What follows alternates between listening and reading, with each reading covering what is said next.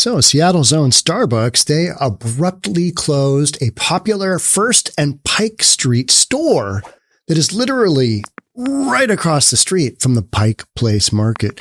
No official reason was given, yet its proximity, a couple of blocks away from the Blade in Seattle, it's safety issues. Yep, let's get into it. Here we go. So I saw this storyline come out and, Starbucks gave zero clue as to why. So I'm always kind of waiting for that information to float through. And we're going to get into it. But, you just look at the map. You know what? Let's just look at the map right now. Okay. And we'll take a quick peek. See, here's the Starbucks we are talking about. Here is the Pike Place Market, literally across the street. Here's the Target. Remember that one image of that dude running out with the 70-inch TV? Yeah, that was this Target right here. And then just a little bit to the north and east, you got 3rd Avenue, Pike, and Pine. That's one of the worst areas of all Seattle. And here, 2 blocks over, is this Starbucks. It's a safety issue. I mean, it's just straight up a safety issue. You can't convince anybody that it's not, but Starbucks not saying so. This is a terrible area. And Starbucks is closing down because they don't want their customers or their managers or their employees, to get stabbed by some nut job doing shenanigans, right? Let's watch a quick video here. And this is one of Seattle's most popular Starbucks. People get off ships, walk up, have a Starbucks, and then they go to the Pike Place Market. So it's not because this Starbucks wasn't making money. It's because Starbucks doesn't want anybody coming to their store to physically get impacted, nor do they want the store impacted. It's truly a safety issue, meaning keep the local nut jobs who are whacked out on drugs that are homeless away, or we got to go. And Starbucks has said, we got to go. It's often the first stop for tourists visiting the historic Pike Place Market. The First and Pike Starbucks, now closed until further notice. I know it's like the height of the tourist season and they closed it. With no warning, the logo's removed, the door locked, and the windows blacked out. Starbucks claims the sudden closure isn't tied to safety concerns. However, frequent visitors tell me otherwise. Some people have been going to the bathroom in front of the door, and I think they don't like that. I pulled 911 calls to this exact address, 102 Pike Street. 255 911 calls so far this year. I spoke with a Starbucks employee who works at this location and said no one told her about the closure. She showed up and the door was locked. Especially at night, there's not a lot of cops or stuff around here. A lot of incidents that happen. Starbucks claims this isn't a goodbye forever, but a time to evaluate how to best offer a warm and welcoming environment for customers and partners. Okay, so a couple of things from that video. Starbucks took the name down. They ain't coming back. Yeah, they're not coming back. And it's not a matter of creating a warm, comforting environment for the folks there. It's a matter of, not having your employees impacted by the local miscreants that the city of Seattle allows to conduct business 2 blocks over. Literally, the corner of Pike and 3rd, you can look due west and you can see this Starbucks. So you've got one of the worst areas of Seattle. You've got the Blade, and then, a handful of streets down at 3rd and James, you got the same thing. You got another open air drug market. And I've talked about this multiple times within really close proximity to Pike Place Market, where they're throwing the fish. It's a terrible idea, and yet Seattle can't seem to work its way around closing these open air drug markets and open air stolen goods, human trafficking, you name it, you can find it in these markets. And they're literally on the street. They're on the sidewalk. You've got buses coming in and out of 3rd and Pike and Pine. You've got, it's a bus street. It's one of those streets where you got all these stops and people come in and out, just, hundreds and thousands of people daily get off the bus. And you got this open air drug market right there. It's like, welcome to Seattle. Just go 2 blocks over there and you can get your fish, or you can look at the thousands of pieces of gum on the wall and the gum wall, which is underneath the Pike Place Market. It's Seattle, right? It's Seattle. So as one of downtown's busiest Starbucks temporarily closed its door. When they take the name off the door, they ain't coming back, right? They're not coming back. It's, that's just a foregone conclusion that, done, boom, gone. Prominent members of the Seattle business community are speaking out forcefully and publicly about the continuing crime and homelessness crisis. We haven't fixed that yet. Weird, right? They're setting their sights on King County Executive 𝗪𝗏𝗘𝗠𝗜𝗨𝗠. Why do we continue to tolerate these open-air drug markets downtown at 3rd and Pike and Pine? It's the Blade. And 3rd and James/Yesler. I think that 3rd and James, that's a real hidden one. I mean, it's not. It's wildly out in the open, but it doesn't get nearly as much press as 3rd and Pike and Pine. But it is equally gnarly. It is just nasty there. James, I've gone down that and it's like, oof, where are we? Which third world country with a bunch of whacked out white, dope heads, it's terrible. It's terrible. They're running around without their shirts on, no shoes, Seattle. Yeah, just a mess. So, we got these complaints about 𝗪𝗏𝗘𝗠𝗜𝗨𝗠. This man has purposely left the downtown jail staffing at COVID levels, roughly 50% capacity, not out of necessity, but because he believes people dealing and consuming fentanyl out in the open, passed out on our sidewalks, smashing windows, starting fires, using the streets as a bathroom, and stealing from stores like Target and Nordstrom don't belong in jail or some form of forced treatment, he wrote. Constantine is not allowing the King County Jail to accept most criminal bookings, most misdemeanors. It's just a no-go. While the jail is in the middle of a staffing crisis, King County Corrections Guild President Dennis Folk exclusively told the Jason Ranch Show on KTTH that Constantine is intentionally keeping staffing low for ideological reasons.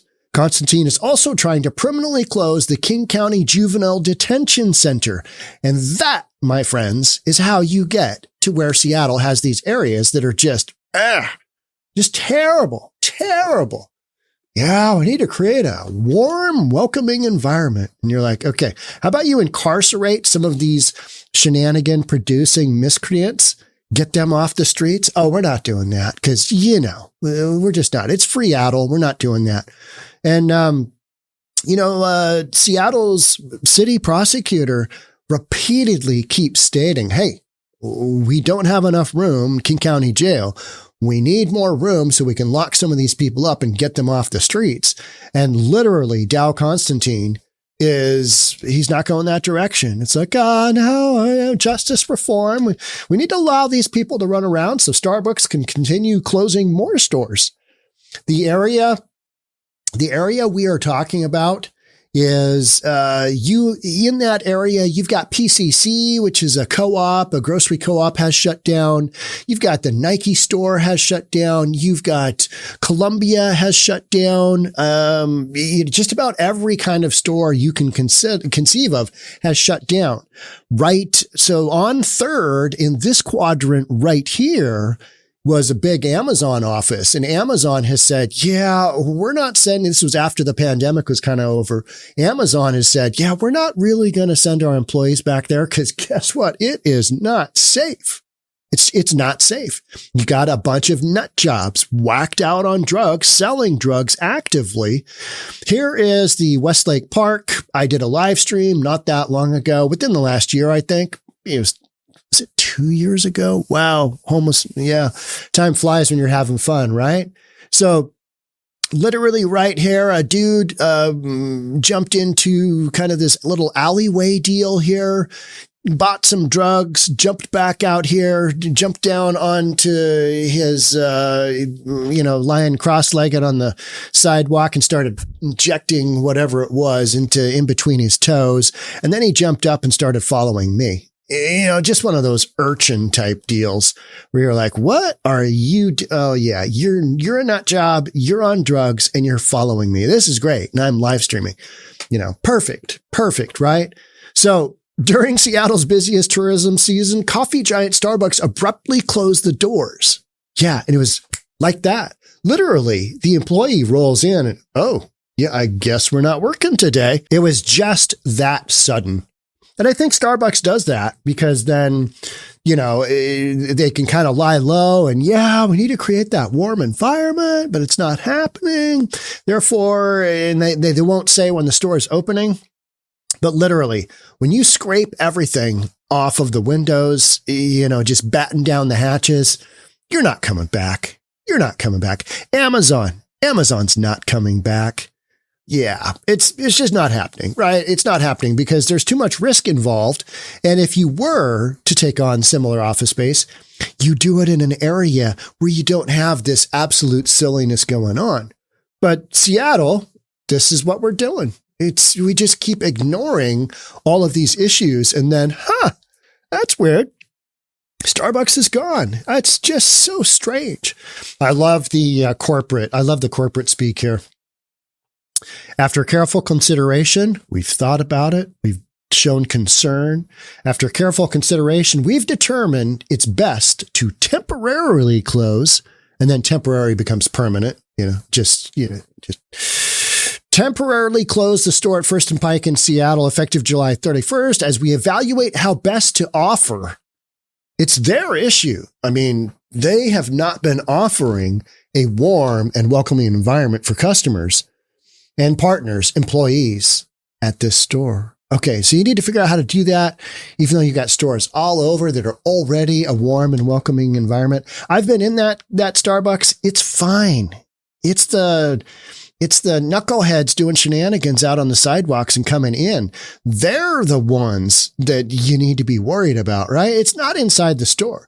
Remember when Starbucks had that whole deal with, they opened up their restrooms to everybody and then they closed the restrooms down to everybody. And then it wasn't inclusive and it wasn't warm and welcoming. And then people were doing drugs in the restrooms and their prostitution. That whole thing. Remember that whole thing? Yeah. Well, this is one of those locations where you've got those kind of deals going on. All Starbucks partners working at that store will have the opportunity to continue working at other Heritage Market stores. Just not that one, because that one's, it's really close to where things are really bad in Seattle. But we do look forward to continuing to serve our customers at our nearby locations. Don't worry. Starbucks is going to make it. They're going to make it after the closing of this store. I am not too concerned. You know what I mean? It's just Starbucks, they're going to be okay, even after this stock market meltdown we've had. So Thursday afternoon, the Starbucks signs have been removed and the windows were covered. Yeah. You've also got the issue. Anytime anybody that's a little bit whacked out nut job, they go after Starbucks. They're like, corporate. We hate corporate. It's terrible. Yeah, but people like the coffee and they're a business. So you know what? The more store closures you have, the worse off that area is. So you need to figure something out.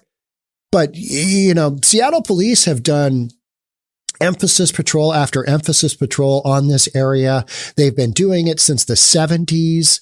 All of a sudden we'll ramp up and it'll close the area down. But until you throw a lot of these folks in jail, nothing's going to happen. You need to start incarcerating people.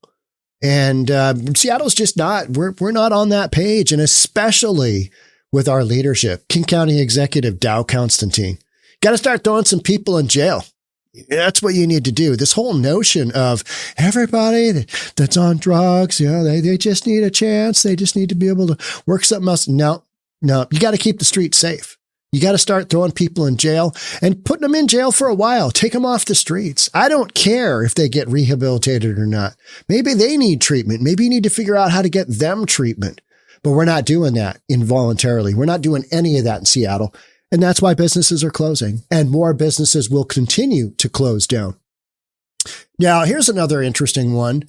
Starbucks also announced they would permanently close its 𝗪𝗏𝗘 location. Now, if you don't know where 𝗪𝗏𝗘 is kind of West Seattle. So if you take a ferry out of downtown Seattle and you look over on your left, there's going to be a big landmass. That is West Seattle. And that is where 𝗥𝗘𝗘𝗠 is. It's got this kind of boulevard that is, it's got the Olympic Mountains off to the west. You're looking back to the Seattle city skyline.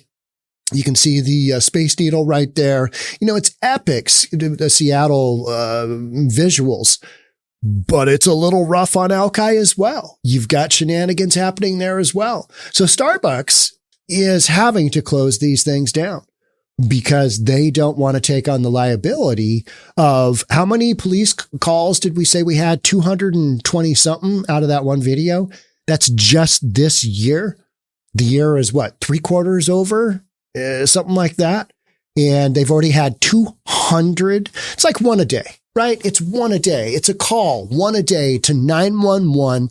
Hey, we've got some guy whacked out of his mind on drugs in the store, harassing customers. Can you send somebody down?